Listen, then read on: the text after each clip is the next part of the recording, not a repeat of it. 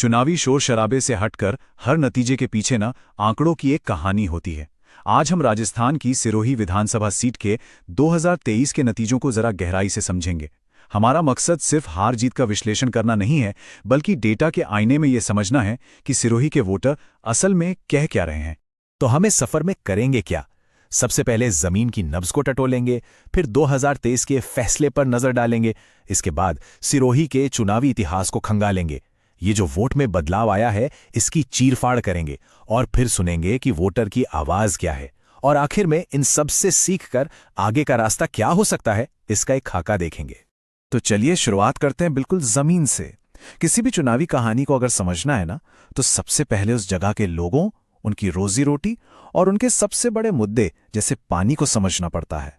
और सिरोही की कहानी भी यहीं से शुरू होती है। सिरोही असल में एक ग्रामीण इलाका है। आप सोचिए, यहाँ की लगभग 84% आबादी गांव में बसती है और इन लोगों की जिंदगी, इनकी रोजी रोटी, सब कुछ जवाई सुकड़ी वाटरशेड की जमीन से जुड़ी है। मतलब यहाँ जमीन सिर्फ जमीन नहीं है, ये लोगों की पहचान है, उनकी आजीविका का जरिया है। अब यहां पर एक बहुत दिलचस्प बात है, वो है सिरोही का सामाजिक ताना बाना। देखिए, यहां ओबीसी समुदाय की बहुलता है, जिसमें देवासी, प्रजापत और माली समाज प्रमुख हैं। इसके अलावा अनुसूचित जनजाति यानी एसटी की आबादी करीब 28% है, जिसमें मीणा समुदाय प्रमुख है। और अनुसूचित जाति यानी एससी की आबादी भी करीब 20% है। अब ये सिर्फ नंबर नहीं है, ये वो सामाजिक समीकरण है जो सिरोही की सियासत की पूरी दिशा तय करते हैं। तो सवाल ये है कि यहाँ के लोगों के लिए सबसे बड़े, सबसे जरूरी मुद्दे क्या हैं? सबसे पहला और शायद सबसे बड़ा, पानी की किल्लत जो सालों से चली आ रही है। दूसरा, स्थानीय स्तर पर नौकरियों की कमी। तीसरा, खराब पब्लिक सर्विसेज मतलब स्वास्थ्य और शिक्षा का बुरा हाल। और चौथा, इंफ्रास्ट्रक्चर के वो वादे जो कभी पूरे नहीं हुए। ये सिर्फ लिस्ट में लिखे मुद्दे नहीं हैं, ये वो रोज की परेशानियां हैं, वो संघर्ष हैं जो लोगों के वोट में तब्दील हो जाते हैं। अच्छा, तो अब जब हमने सिरोही का बैकग्राउंड समझ लिया है, तो चलिए अब सीधे 2023 के चुनाव के नतीजों पर चलते हैं। और फैसला बहुत ही साफ और एक तरफा था। जरा इस ग्राफ पर नजर डालिए, आप साफ साफ देख सकते हैं बीजेपी उम्मीदवार ओटाराम देवासी को मिले 56.64% वोट और दूसरी तरफ कांग्रेस गठबंधन के उम्मीदवार संयम लोढ़ा को मिले 38.96% वोट। ये जो फासला है ना, ये बहुत बड़ा है। ये किसी कांटे की टक्कर का नहीं, बल्कि एक लहर का इशारा करता है। जीत का अंतर था 35,805 वोट। तो समझने वाली बात यह है कि यह कोई छोटी मोटी जीत नहीं थी, ये एक बहुत बड़ा मार्जिन है और ये दिखाता है कि वोटर्स के मन में एक साफ बदलाव आया था। पर सवाल यही है कि यह बदलाव आया क्यों और कैसे। 2023 के इस बड़े बदलाव को समझने के लिए हमें थोड़ा पीछे जाना होगा सिरोही के चुनावी इतिहास में। और इसका इतिहास बताता है कि यह एक ऐसी सीट है जो किसी एक पार्टी की होकर नहीं रहती। यहां बहुत उतार चढ़ाव देखने को मिलता है।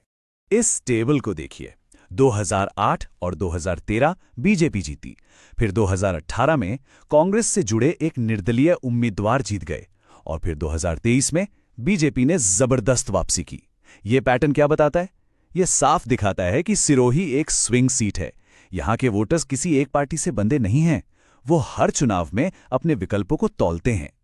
और इसी विश्लेषण से एक बहुत गहरी बात निकल कर आती है, कोई भी पार्टी यहां लगातार 2 बार से ज्यादा सीट नहीं जीत पाती।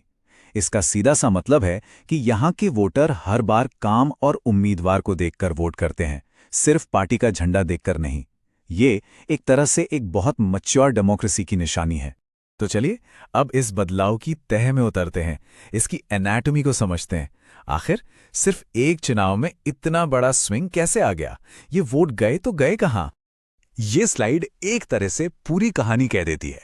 2018 के मुकाबले बीजेपी के वोट शेयर में देखिए, करीब करीब 16% का जबरदस्त इजाफा।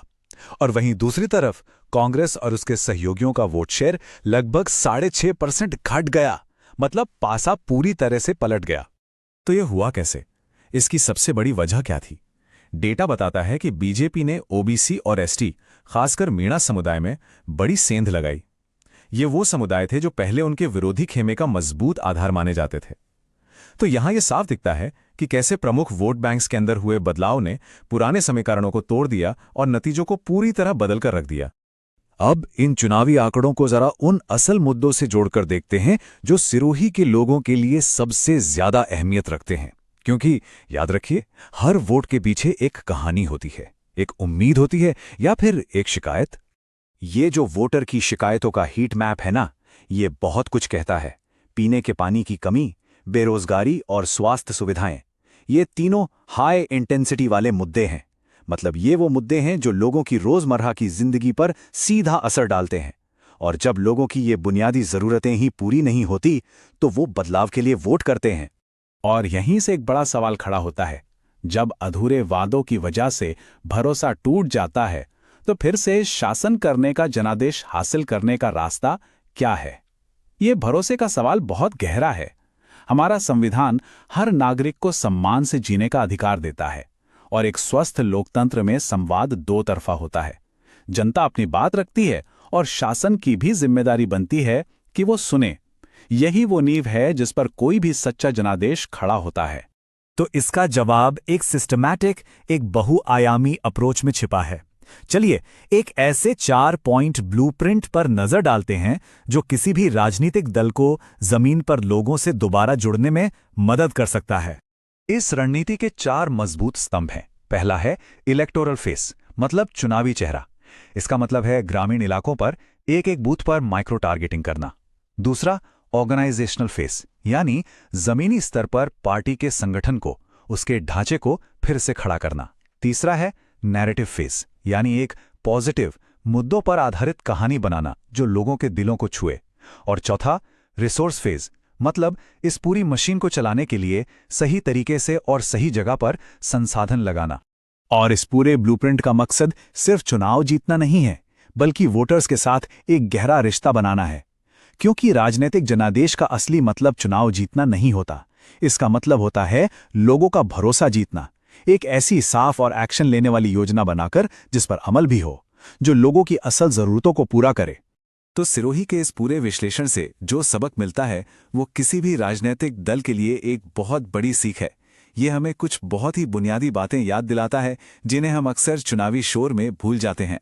और आज के दौर में जब हम डेटा की बात करते हैं तो ये याद रखना भी जरूरी है कि हर वोटर की निजता का सम्मान हो। भारत का डीपीडीपी फ्रेमवर्क इसी बात पर जोर देता है कि लोगों की जानकारी का इस्तेमाल उनकी सहमति से और जिम्मेदारी के साथ किया जाए। लोगों से जुड़ने का मतलब उनकी प्राइवेसी का सम्मान करना भी है।